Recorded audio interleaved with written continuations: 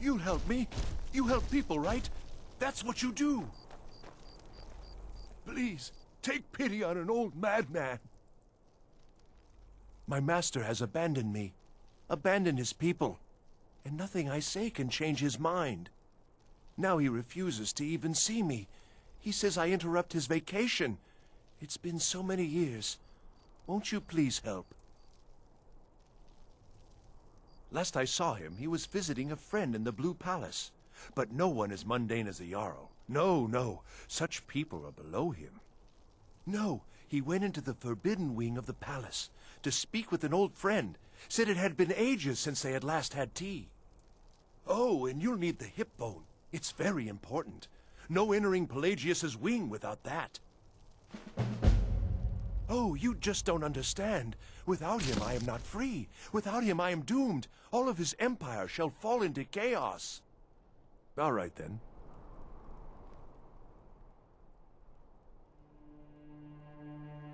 Without his guidance, our homeland is falling apart. North wages war against South. The holy flame flickers and dies. We need his return. Oh, but I'm sure he'll repay you when he comes to his senses. His favor is a powerful, powerful thing, and so very worth any inconveniences. He stays in the Pelagius wing of the Blue Palace. The doors are locked, and only Falk Firebeard can grant entry. But I hear the maids, Una and Erdi, know how to enter it for cleaning. Surely they could help for such an important matter. He is a great man, but one rarely praised. He rules twin empires that span the length and breadth of our minds. All know him, but few can name him. But he has forbidden me from saying his name. He says it distracts him, and woe to those who draw his ire. But you will know him when you see him. He's the one who made me like this. Oh, thank you. Divines bless your kind heart. All right, then.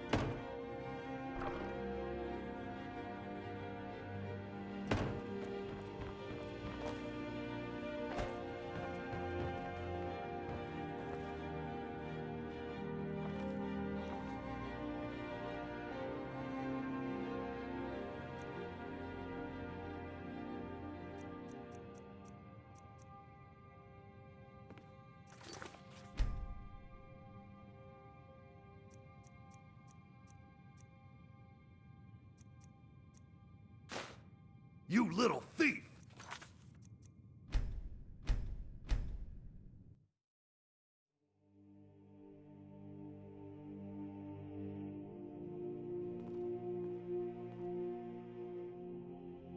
You stay out of trouble now. The Castle Dower dungeon can break even the strongest will. That's a load off my mind. Here's your pay.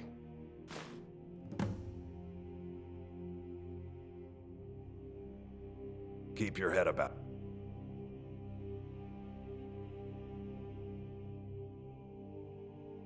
You've been a good friend to me. That means something.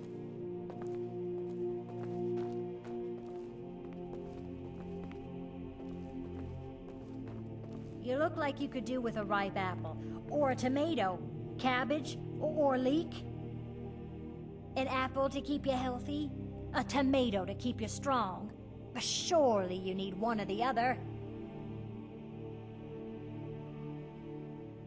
That I do. I had a messenger from Dragon Bridge stop here on his way to the Blue Palace not too long ago. He was very nervous. Mentioned something about needing help. I have my ways, but it's not easy these days.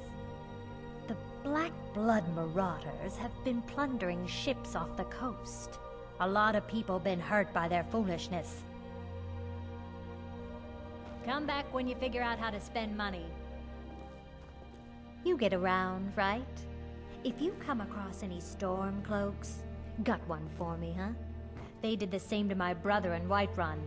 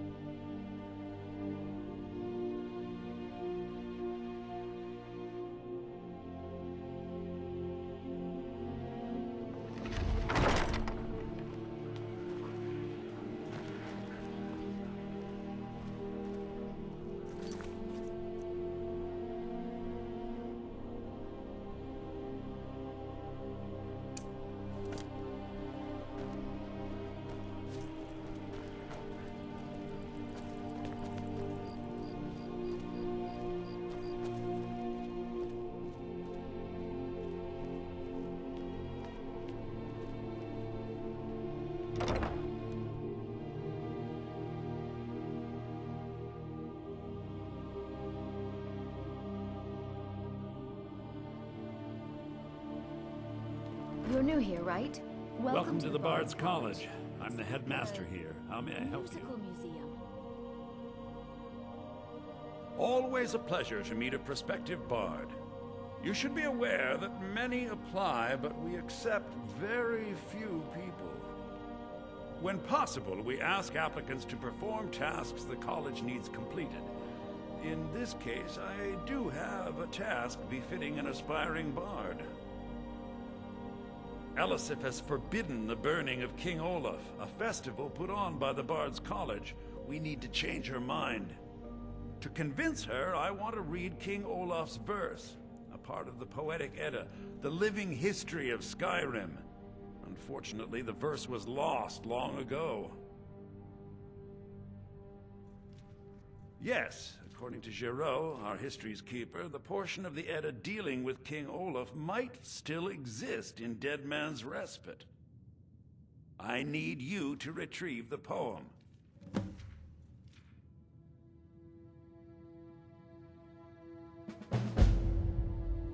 Not much, but as a bard, I find the whole affair depressing. There are no heroes in this war, no winners to be had, and no real conclusion.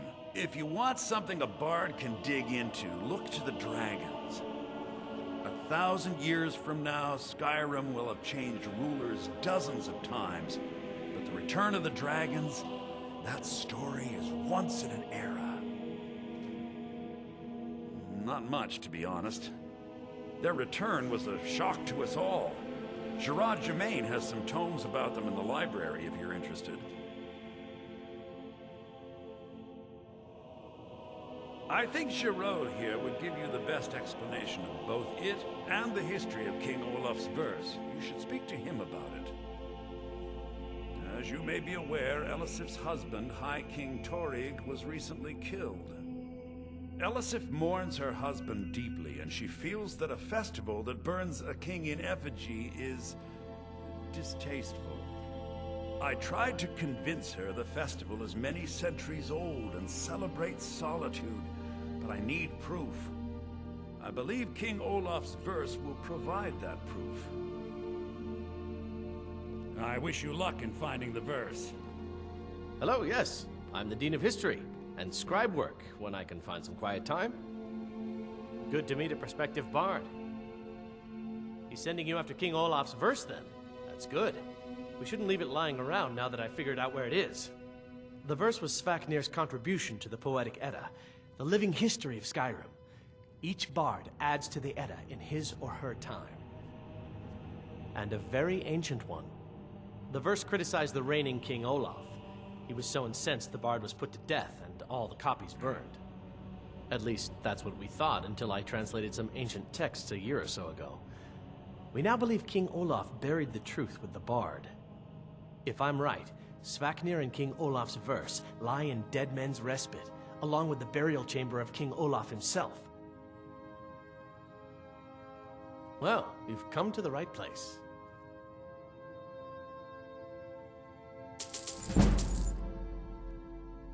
Be careful. You might find more than just King Olaf's verse in Dead Man's Respite.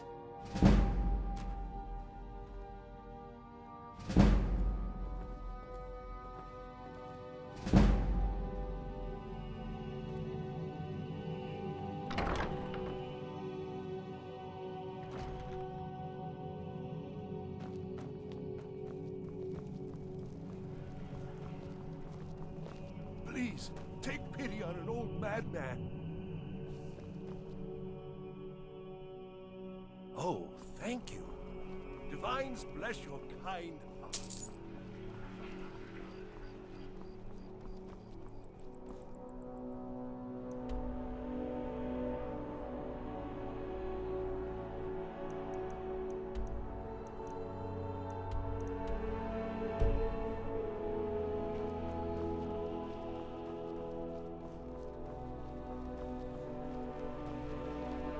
There's nothing like a good song to lift the spirit in troubled times. Generally, if you want rumors, you should talk to Corpulus. That said, I did see a visitor pass through on his way to the Blue Palace. Oh, no. But being surrounded by good music, good drink, and good friends is all I've ever asked for. Come by the Winking Skeever anytime you want to hear a tune.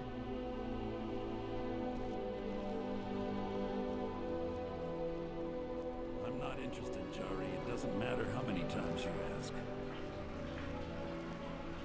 You might want to rethink that. You're missing out on some wonderful opportunities working in that bar. You're passing through Solitude? Maybe you're looking to make some easy gold, yes? It's easy to find things to sell. Things nobody will miss. Things from underground, or just left lying around in someone's house. I bet the two of us were very alike. So why not take the next step? We can help each other. My sister Dija and I are treasure hunters. We like to collect things. I knew you looked like a clever one. With the war, many more ships come through these docks, loaded with weapons and pay, but few people, and they pass through dangerous waters. We have an interest in one of those boats, the Ice Runner. The Solitude Lighthouse will be guiding it in, but if its fire were to go out, the Ice Runner would run aground.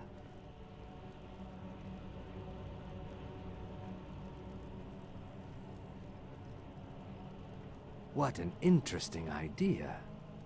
I think if someone were to do something like that, there would definitely be a certain amount of loot to be shared. Yes, if someone were to put out the lighthouse fire and then meet me on the docks afterwards, I could certainly direct them to that loot.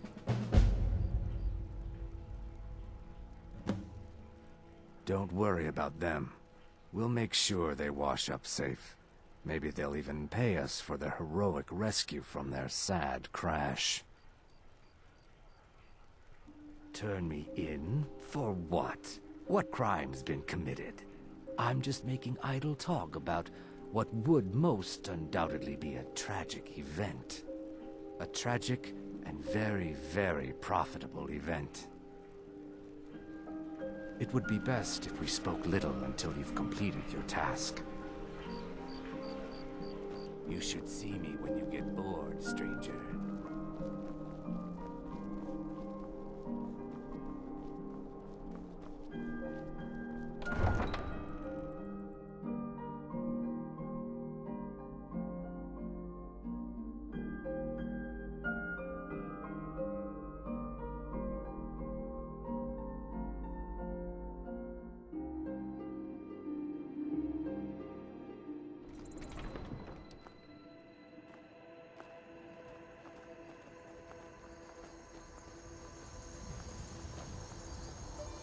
Don't think you can barter with me like one of those damned shopkeepers. I used to be an adventurer like you. Then I took an arrow in the knee.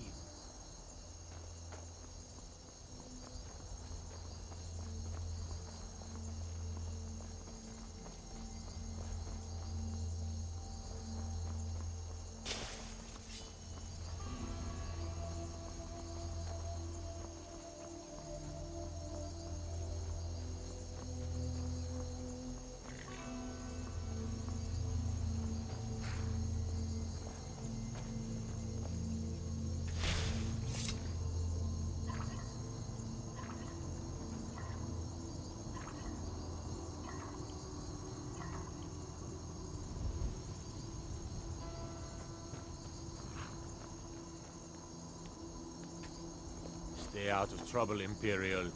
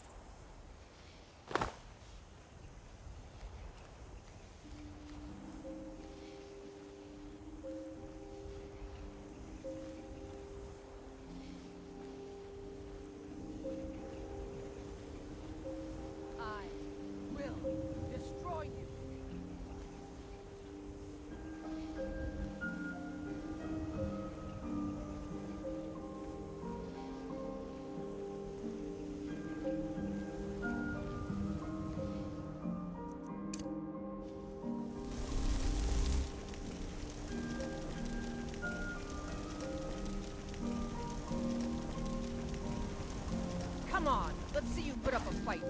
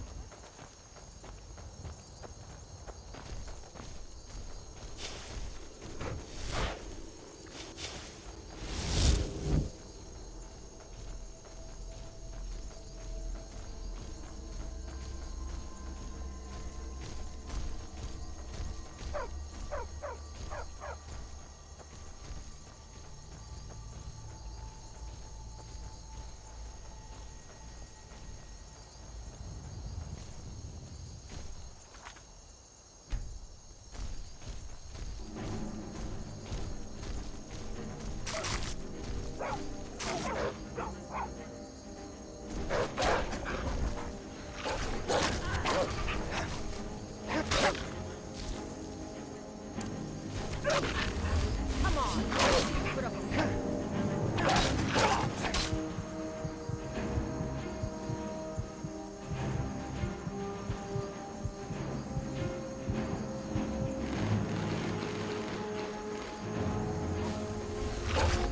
I'm gonna put you down.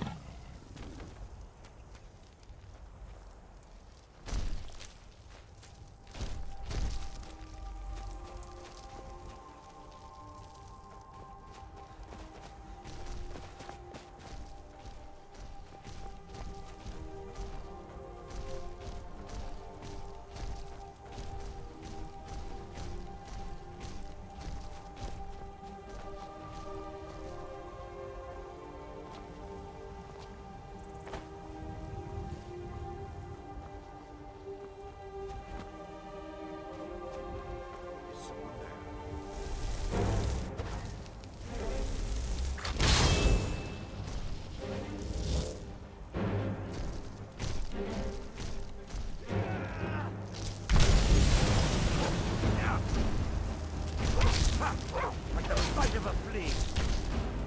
Out of our guard.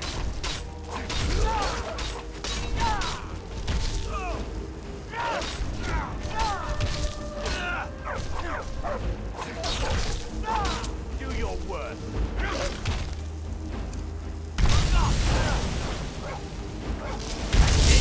That's all you've got?